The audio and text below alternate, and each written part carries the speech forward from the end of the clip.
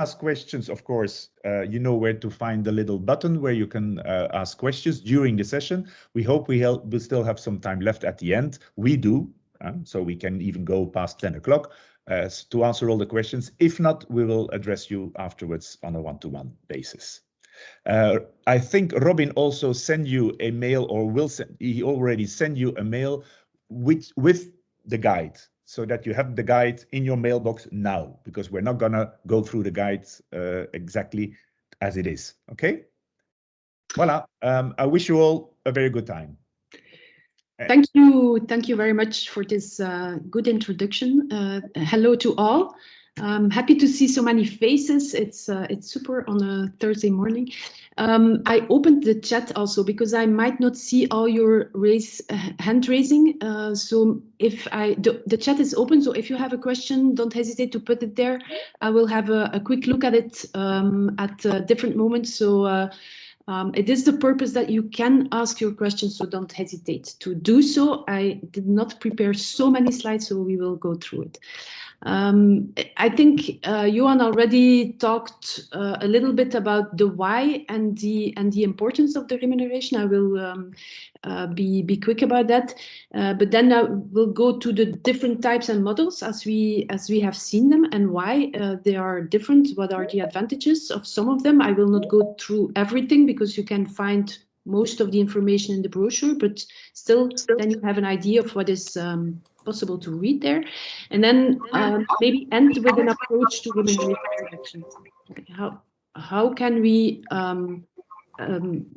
start the selection as such, and just maybe be more broad in this approach. Why and the importance of remuneration model? Yeah, I think the importance, you know the importance. First, as Johan said, I think the importance of this guide is really to talk the same language between agencies and advertisers. It is easier to talk about something that everybody is thinking of as the same models. If we all agree that we have 3 types and 6 models, it's easier to talk and to see the differences between those models. This is, I think, the main reason why we created this brochure. And this brochure also aimed to be very neutral. It is not from the point of view of an advertiser to pay less, between brackets, and not the point of view of an agency to be paid more, between brackets. But it's really a combination of both and looking at the best match between the needs of of both parties. So this is, I think, the main reason. But then again, why is remuneration model so important? It's, of course, the relationship between remuneration and efficiency and effectiveness. And I think we too often forget this. We think only about remuneration as more dollars in the pocket or less out of the pocket, but in fact, what we really would like to see is that we talk about efficiency and effectiveness, and that we link this to governance talks, and this is, I think, one of the topics that to me is really important, and I will always go back when talking to an advertiser to the governance, rather than to, does this brochure cost 10 euros or 11 euros? We will come back to that. But this, I think this is one of the main topics on remuneration. Of course, a remuneration model will be influenced by ecosystems. If you collaborate with different agencies together, we see this happening more and more, that an agency is maybe in charge of a client, but is collaborating with others. We also see sometimes that this is happening through one only invoice. So the agencies amongst themselves have to agree on remuneration also. So this also might help to agree on a remuneration model that is clear to everybody. And of course, one of the elements that we all know, there is no such thing as the efficient or the best remuneration model. I did not find it. Maybe if somebody found it please share with everybody, because it's really something we're all looking for. I'm looking for this since years and I didn't find it either. But I think we, by thinking about it and by combining a number of remuneration models and types, we come closer to efficiency and effectiveness. So let me go further and start immediately with the 3 types. I think we all know these, and maybe the most important result of this exercise is that it is really clear. I think in the end, we will not tell you something very new, but it is made very clear and structured, which is already a good step forward, I think. In fact, we have 3 types of models. One is based on input, mostly the number of hours you put into a product or a service. It's based on cost of service on timesheets. In fact, you sell hours. Second type is it's based on output, and that is based on the value of what you produce. It's based on the value of a deliverable that you make. Be it a brochure, what is the value of a brochure, but it also can be a strategy. It should not only be something that is physical. Yeah, it can also be a strategy. It can be a positioning. It can be a concept.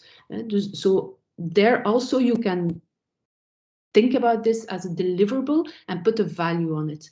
And then thirdly are the remuneration types that are linked to a result or an outcome. It's really typically the link to some KPIs. We will come back to these because each of these 3 types has, in our opinion and in the work we've done, we've seen that each of them has 2 remuneration models. So let's have a look at some of them. I will not go through everything. You will find everything into the brochure. I see one hand raised. I don't know who it is because you're Nicolas. Nicolas. Martine, it was a mistake. I'm sorry. Okay, no problem. I can't seem to cancel it. So. You can also lower your hand if you want to. Yeah, it doesn't work. Okay, no problem. So let's start with, for example, the input. So you sell hours, and the hours you can sell just timesheets, which is in fact the cost accounting. It is post factum.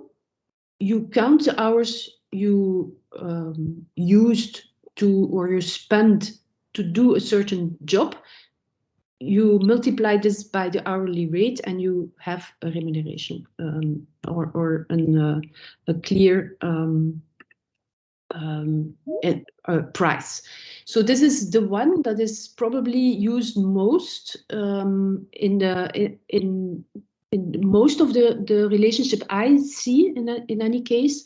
This is the one that is used most, or that is mostly preferred by most agencies. I come back to the advantages and the inconveniences of this, and why it is not always the best solution in my opinion. And close to that is the retained team. In fact, it's a remuneration that is agreed to retain a certain team or part of a team, a proportion of a team, for a certain client. This is mostly for some bigger clients that it is used, and that you say, okay, we have, let's say, 4 FTEs a whole year through. These are not always the same FTEs, but these are retained for me, and I pay them, and the job has to be done by those 4 people. If we look maybe at the advantages or disadvantages of these two as an example, cost accounting, timesheets based, it's easy to calculate, and it's perceived by the client, by the advertiser, as being transparent, because he says, okay, I see the whole list of all hours that they spent, and it is transparent to me. And often what I see is that the advertiser is happy to go through these hourly tariffs. On the contrary, it is also perceived by him not to encourage efficiency, because he says, yeah, but why do they have to be there with 3 people in the meeting? Maybe 1 was enough. These kind of discussions we always want to avoid, because this is useless discussions. But this happens when we use these kind of remuneration models. And it potentially might over or under value the work. If you need 15 hours, for example, to make, let's say, this brochure, in some cases, this might be more than the value of the brochure for the client. You always have to think of what is the value for the client of what I am making. Even if you need these 15 hours, this might be too much, in fact, for the client. So this is a discussion that might happen if you use this cost accounting. Yes, you sell the hours, you made these hours, so you want to be paid for them. But from the point of view of the advertiser, he thinks more in value.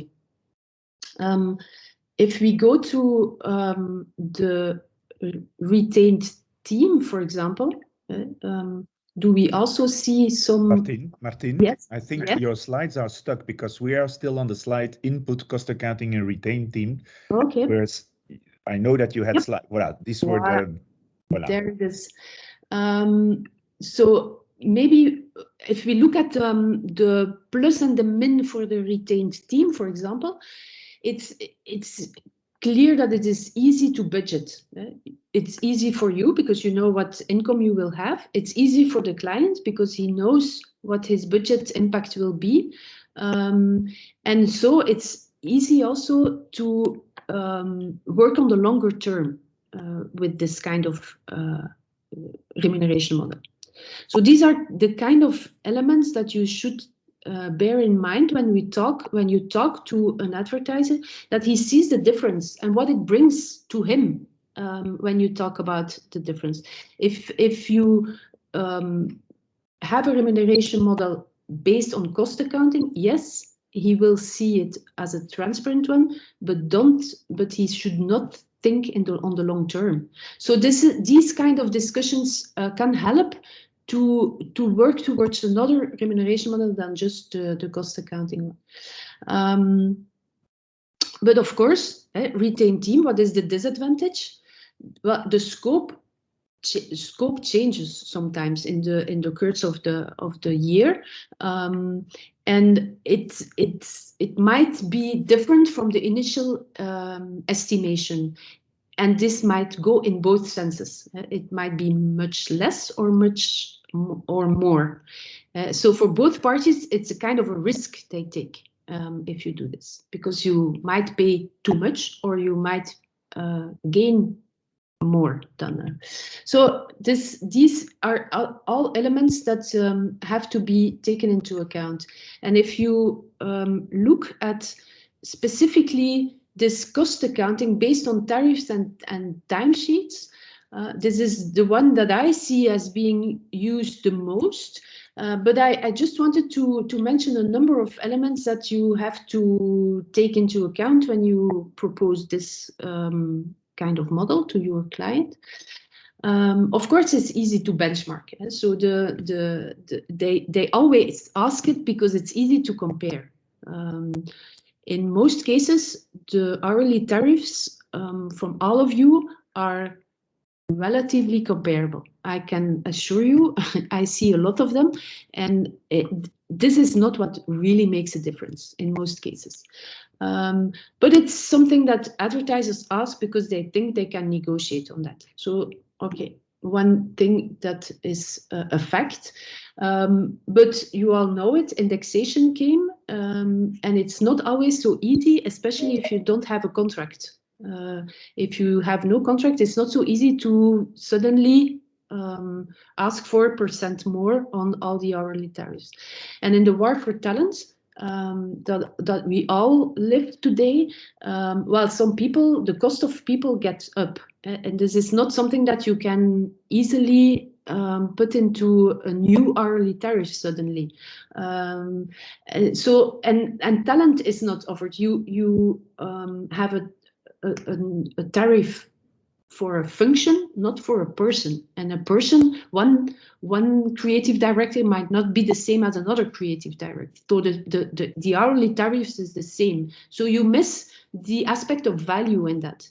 Some people can do more in an hour or than others. And this is something that we don't see in this kind of input model. And though I think that in some cases, maybe something to think about, some clients for certain projects, big projects, very important projects, they want the best team, and so they want the value of your best team. But for some projects that are execution projects that are smaller, of less importance, they might be very happy to have a cheaper, between brackets, team. And maybe you can give different options to your clients in some cases. It might be something to think about and to see what this means for your remuneration. Okay, there's just some balloons I'll give you to think about, and you will see what we can do with it. If we go to the output model, so there we come closer to value, in fact. Because what is the model about? The first one, and it's one that we see coming up more and more, is the deliverable-based model. So what do? The advertiser lists a number of deliverables that he will need, or he thinks he will need in the next year. He describes clearly, and it's very important that he does so, what the specificities are of this deliverable, and you make a price for this. So, for example, we again come to our brochure. They describe the brochure. It's an 8-page, so they have to be specific, which is a difficulty, but they have to be specific, and you can make a price. Of course, this is kind of a Chinese menu that is made, and in the course of the year, the client can say, okay, give me the brochure, give me a positioning, give me an SEO calendar, you name it. So there is a deliverable and there is a price. What I often see happening when this is asked by the advertiser is that the agency is still giving also the number of hours they think they will need to make this brochure. And in fact, you should not do that, honestly, because this is not what is asked by the advertiser. What the advertiser asked is, what is the value of this brochure? What does it cost? And the number of hours you spend to do this is something he, in fact, does not want to see. But if you do so, then he will look at it, of course. And from the moment he says, yeah, but and then you start negotiating something that in fact was not the purpose of the remuneration model. If you show hours to the advertiser or to the brand, then you come again into the input model. So you really have to be strict about that. If the model is output-based, is deliverable-based, then don't give the number of hours you need. Of course, you will use it internally to calculate your price. I understand that very well, but you should not give it to the advertiser. And what are the advantages maybe for this output deliverable-based model? Well, in the head of the advertiser, it gives also an incentive to you and for you too, I think, to be efficient in the working process, because you know that you will have this 15K, let's say, for this brochure. If you can do it with less hours than you initially calculated, you gain more money. If your brochure is better or is, yeah, you have in fact part of it in your hands. And of course, there is a risk in it too. We know this because the brand or the client can be badly organized. And this is the risk you take. If he is badly organized or he has a bad governance model and he is slow in validating or changes his mind all the time, you take this risk and you might get up with more hours than you estimated initially. This is why it is super important to mention also when you use this kind of model, to mention the rules of engagement you take. And this is often forgotten.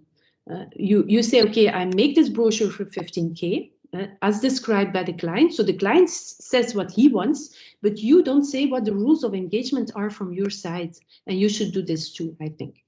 Say, okay, this means that we have a validation within 3 rounds, 2 rounds, I don't know what, but what are the rules that make that this 15K for this brochure is for you easy to do or possible to do? So this is something you have to think about and work about. So yeah, we also have the commission fee model. You all know it, but it's not used so much anymore. It's a percentage on media. In media, it's used a lot, and or sometimes on production also. The production follow-up, I see it's somewhere a certain percentage that is taken on production to have this follow-up, and so we will not go deeper into this, but in the brochure everything is worked out, so you will see that all models have the advantages, disadvantages, etc. Worked out. Let's have a quick look also at the result based remuneration models. Well, of course they you know them also. They are sometimes used for part of your remuneration,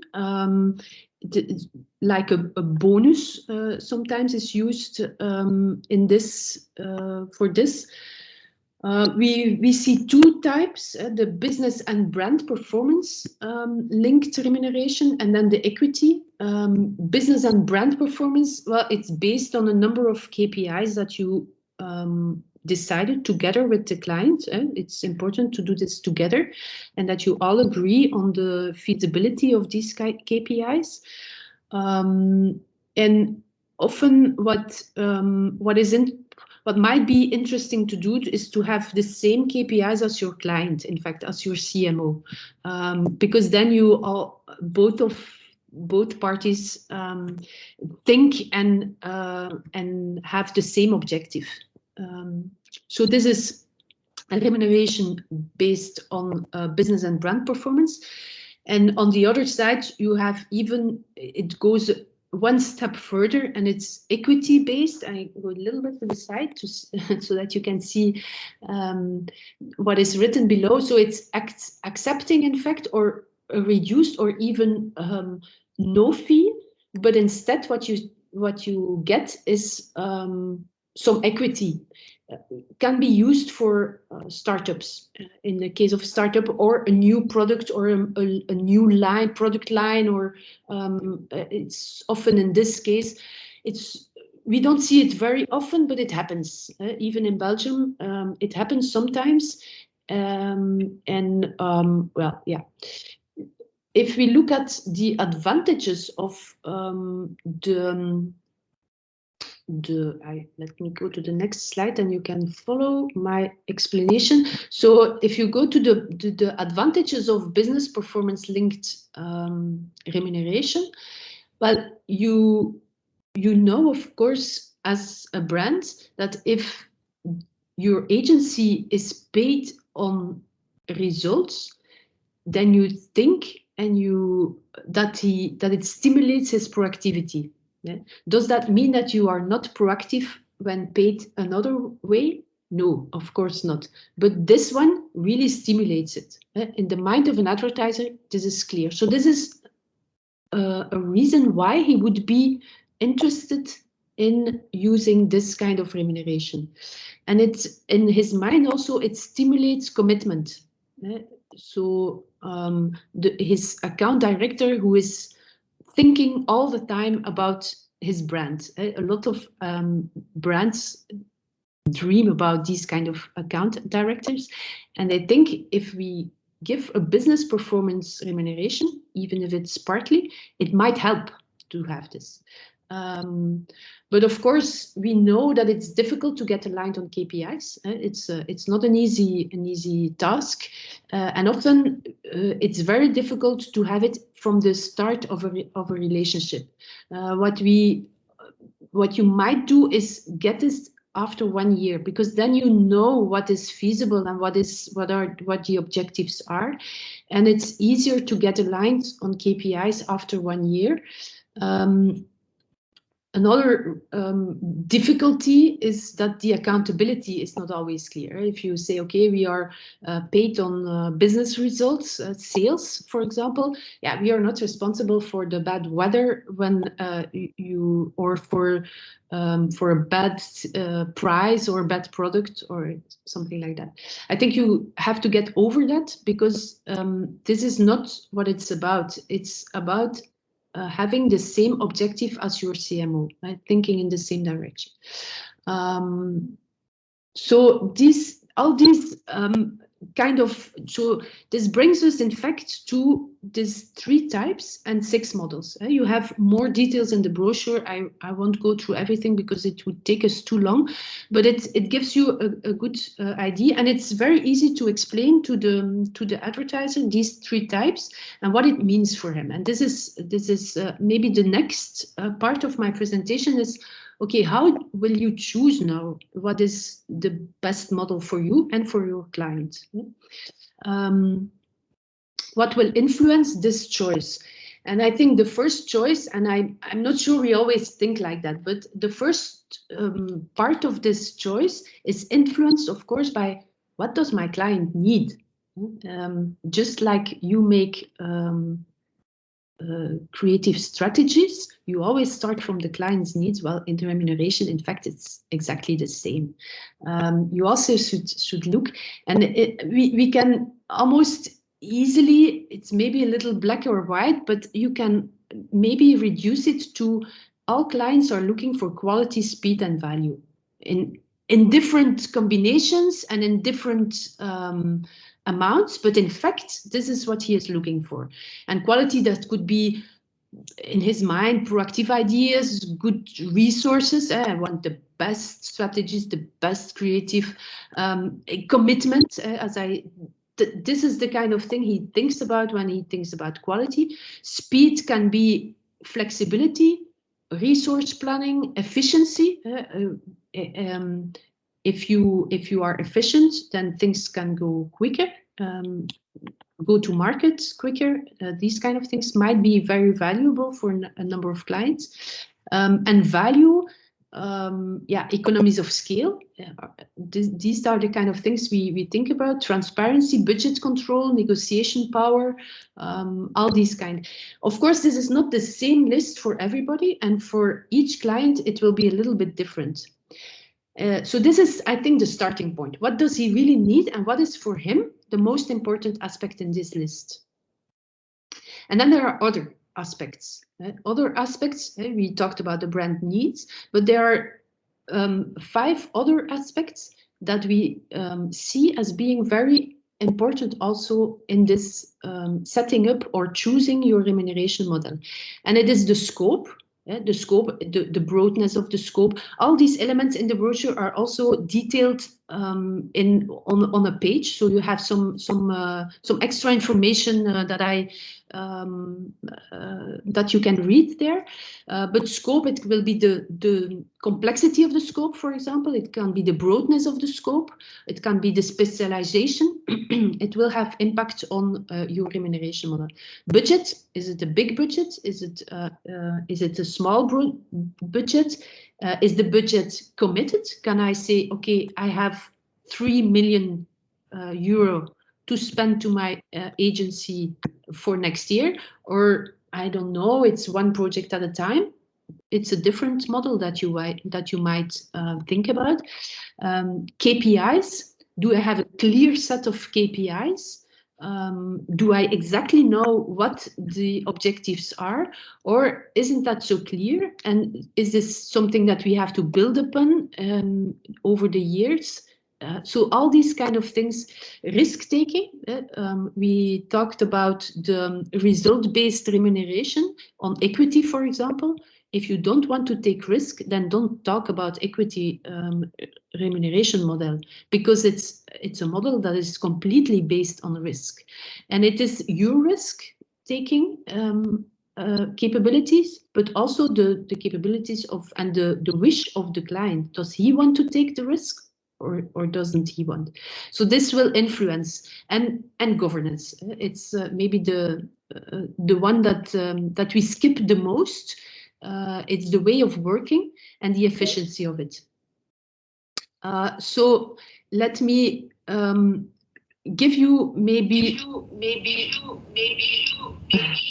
I have an echo. Is there somebody? Microphone is the, yeah. Thank you. So let me maybe see. So this wheel has been elaborated very in much detail in the brochure. Every aspect is detailed on what the different levels are and what it really means for the remuneration. And so what I would like to do now is how can we use this in day-to-day with and I defined 3 steps that you could take to get to the remuneration model you want. The one is identify the client's needs. What is his reality? It's going back to this wheel, and it's by asking some questions to your client, you will probably be able to indicate what his level of reality is on all these aspects. For example, on scope, is his scope very here you can see, is it very strategic? In this case, for example, very strategic scope. Is it predictable? Does he know what the scope will be for next year? More or less. And is it a broad scope or is it a very narrow scope? In this case, it's a very narrow scope, for example. Budget, what is this budget? And so on. So you can, on all these 6 aspects, you can evaluate the reality of the client.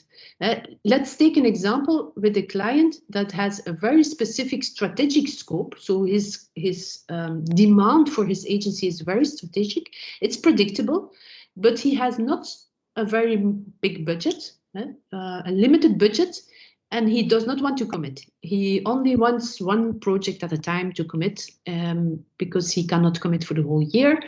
He has a clear governance. It's an efficient client. He works very efficiently. It's a clear process. He has some KPIs and a limited wish to take risks on budget because he has no committed budget. It's legs. Let's take this example in mind when we go on. So what does this give in this wheel? We have this wheel that I will show you.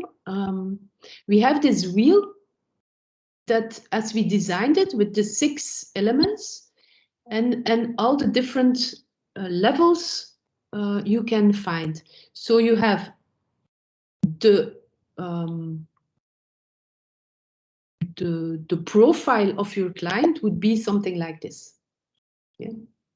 You will see in the brochure, you will have this kind of visuals. It's split up. It's not as a wheel, but it's the same, where you can see this is in fact the profile of my client or of his reality and of what his needs.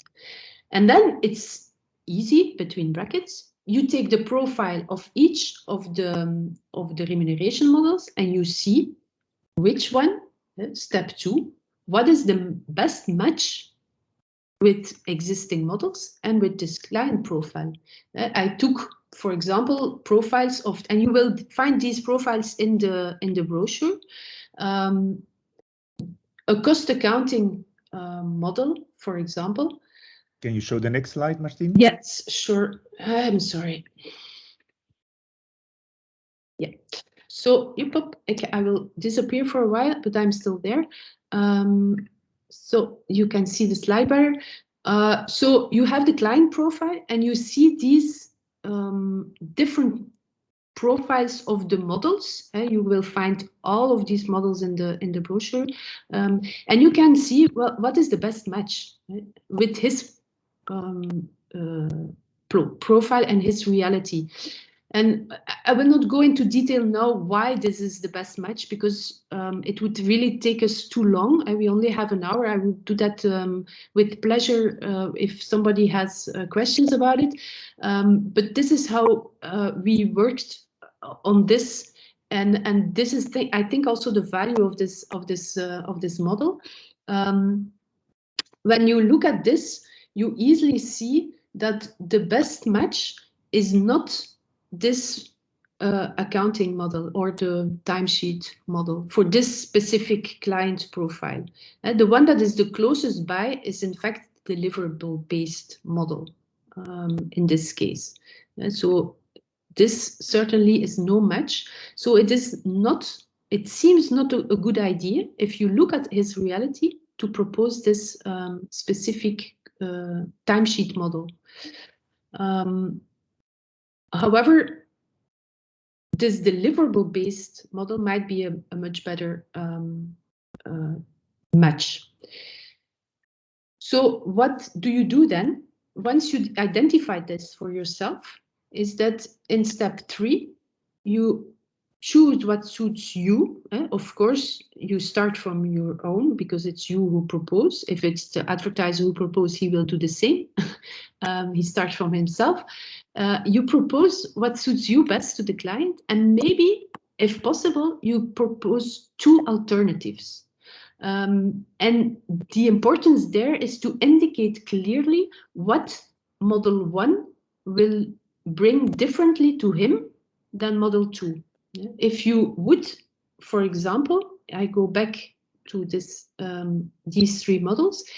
If he says you propose the deliverable base because you think it's the best match, if he thinks cost accounting would be better for him, he says, why don't you propose? You can clearly indicate what the difference are between the 2 for his reality.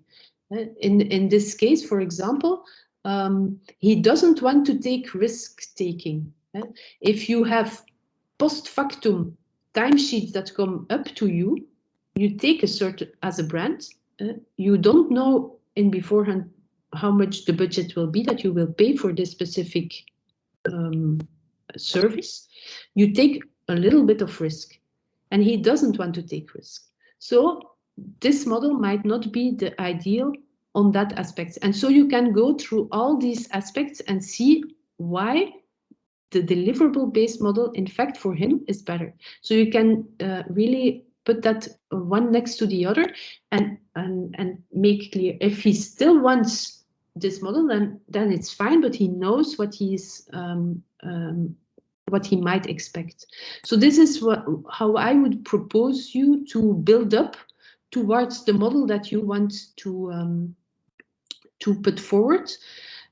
So give these alternatives, but explain clearly what he can expect differently if he uses model A or model B, and communicate very clearly on the rules of engagement, and do this by including governance and these rules of engagement that you ask for in the contract.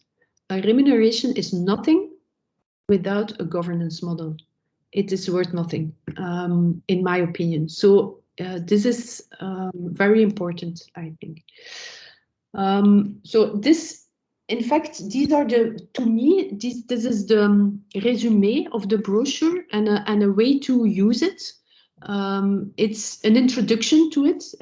We could talk some hours, but it might ring some bells with you, and you might come up with some questions, maybe some complex questions or some light questions. Please, if you have some questions now, we still have 15 minutes left, so I'm happy to answer if they are interesting to everybody. If you have specific questions, give me a mail or a phone call, and we'll talk about it. So this is my little resume of the brochure. Thank you, Martine, for this very clear explanation. Everybody should have received a brochure by now, by mail from Robin. If not, please send a mail to robin@acc.be, or you can also download it from our site under Tools and Services, of course. Let me tell you also that a similar session will be giving at UBA to the clients. The purpose really is to educate both clients and agencies on this remuneration guide and these models and these factors that have an influence on the models that you choose. If you need assistance, if you want your clients, if you think you need guidance to go through this together with your client, you can always call Martine and ask for her help, and she'll be glad to give it, I think, or offer her services. That's of course an option, but in theory, this is made so that you can use it on your own in full autonomy together with your clients. Are there any questions? I see Stefan. Stefan, vas-y. Yes, hello Martine. Do you have already tried it, or is this fully in implementation yet? Yeah, well, I tried it. I use it with my clients, of course. From their point of view, I try to make a client profile, and it helps to explain to them what the differences are and what the impact is of the different models on all these elements. They never think that far. They only think dollars and negotiation. And in fact, to me, choosing a remuneration model is not the same as negotiating. It's different. You first choose your model, your remuneration model. It has impact on a certain number of aspects. We've seen that, and then you can negotiate if that is necessary. So to me, it's two different things, and this first step is often forgotten. They immediately jump to the negotiation and the how can I pay less? But it is not the way it works. So yes, I use it since now, in fact, in this structured way since 6 months about, and it really helps to structure the discussion. Okay, thank you, Martine. Something I would like to mention to you as well, because since you're in this session, that means that you're all involved with remuneration. There are two parts, as Martine already mentioned. There is the negotiation on which kind of remuneration model you want to use, but then very often, or in some cases, there's also procurement who gets involved, and that's a whole different ball game. Let me tell you that we are discussing with the UBA on localizing something that the WFA has produced. They have produced some kind of guide for procurement managers, which is called Project Spring. And it is actually a guide that advises procurement managers to turn away from cost reduction and to go more and to look more into value, search for value. So that this is a model which has been adopted by the World Federation of Advertisers. So it's not just a piece of paper. It is important. It is something that you can share with your procurement managers. And the only thing is that UBA still is waiting to localize this for Belgium because they don't have the procurement managers in their database yet, and they want to get them in their database hopefully by the end of this year, and then we will probably launch a joint initiative WFA, UBA, ACC on this Project Spring brochure. Those who want to have a copy already, just send me a mail, johan@acc.be, and I'll send you a copy. I Chantal think Paul has a question. Yes. Hello, Martine. Thank you very much for your story. I do have a question, and it links a bit to what is said now, because what I see in a lot of pitches is when we talk money, it's the starting point. And the starting point is very often a financial tool or a specific sheet that needs to be filled in. And often it's in the classic way. So it means you have to give your hourly rates, you give your number of hours, and you come to the price setting. So the classic setting, in fact, and as you said, Martine, often it is done to have a good comparison. It gives an instant power to compare things in an easy way, let's say. So often what you feel afterwards, that the problem is that the client sees that and stays stuck in that kind of negotiation, because he knows the hourly rates and he knows the buildup of things. So afterwards, to get back to more value things, how do you see that? How can we make that twist? Because you're stuck in one thing, and afterwards it's difficult to turn the tide. Yeah, it's a good question. I think in a selection process, the advertiser has to be assured or reassured on, can I pay this agency? Can I pay the services of this agency? And won't it be too expensive compared to the others? So it's a step in the process that is inevitable, that he wants to compare. So the only thing that he does, in fact, and that in that step, in what I see, is that he wants to compare. Okay, he wants maybe once you give your hourly tariffs, they are fixed, of course. But then once he is assured on the fact that he can pay you and that he is happy to work with you, at that moment, I think it's the moment to come back and start talking about what is the best remuneration model, because it's really different. There is pricing and remunerating. For me, it's two different things. And the way you remunerate is another discussion than how much will I pay for an hour. So I think you have to split both. And in fact, I agree. Most of the times he's not clear yet on his remuneration, the model he wants to use when he is in pitching modus or when he is selecting. So this leaves you the time or the opportunity to say, okay, these are in fact the prices that you asked for. It's clear. But from now, let's start a discussion on what is the remuneration model we will use. And this is, I think, if you take into account all these different elements that we talked about, the governance, the risk, the KPIs, etc., that you can talk about at that moment. And even if you have to give prices from the start, be clear about the rules of engagement you have at that time already. So it's a discussion starter, even if it's not finished or finalized.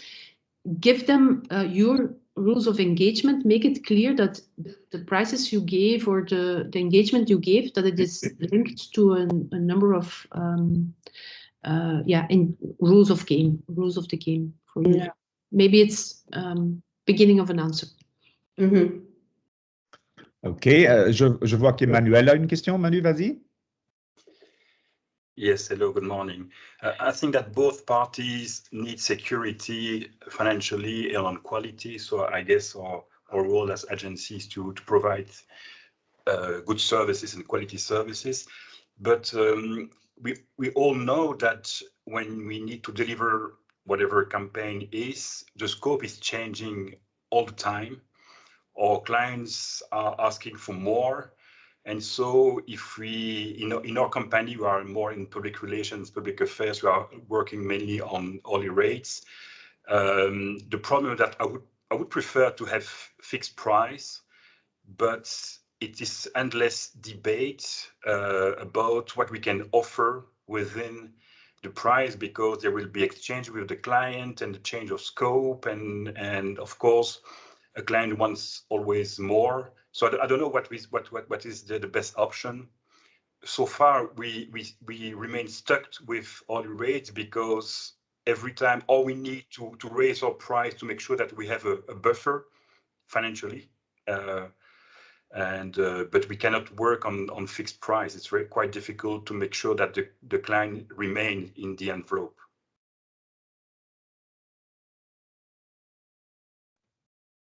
I'm sorry, I was I had to suddenly the Teams quit. I didn't hear the beginning of your question. I think if I may, I think your question was, how do we go to deliverable-based remuneration if this deliverable is changing all the time? Yes, and how to secure ourselves financially. Yeah. Yes. Yeah, it's a difficult one. The only thing you can do is make the deliverable smaller. So the smaller you make the slices, the less they change. It might become too complex. So in that case, it's not a good option for you.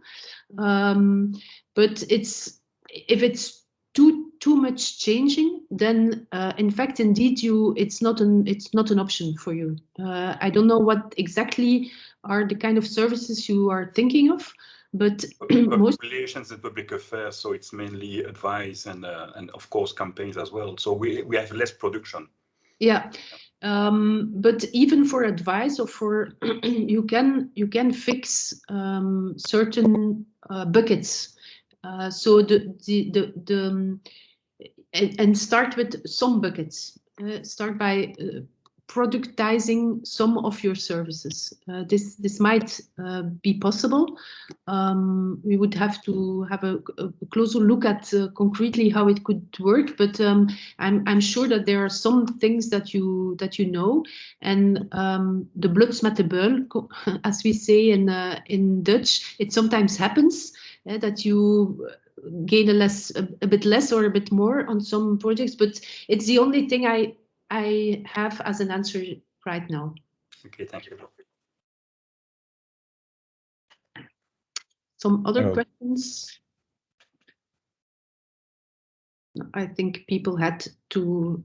Yes, because we come up to the end of our time. It's 10 o'clock almost. Yeah. Thank you all for attending. There were more than 60 people who joined us for this morning's session, which is nice. We will send you the presentation, today's presentation, as well as the link to the recording. So if you want to share this with your colleagues, feel free. And as I said before, if you have any questions, please, we are available. Robin, myself, Martine, let us know afterwards. I hope this will become the new standard in discussions with your clients on remuneration. And we will do this kind of exercise on a repetitive basis. We are thinking of every session every year so that everybody can have a chance to get an update. And thank you very much. Just one little thing. If you have feedback, something to add, to change, whatever feedback it might be, please, it's absolutely welcome. Thank you. Very true. Thank you very much, and have a very nice day today. Thank you. Bye-bye.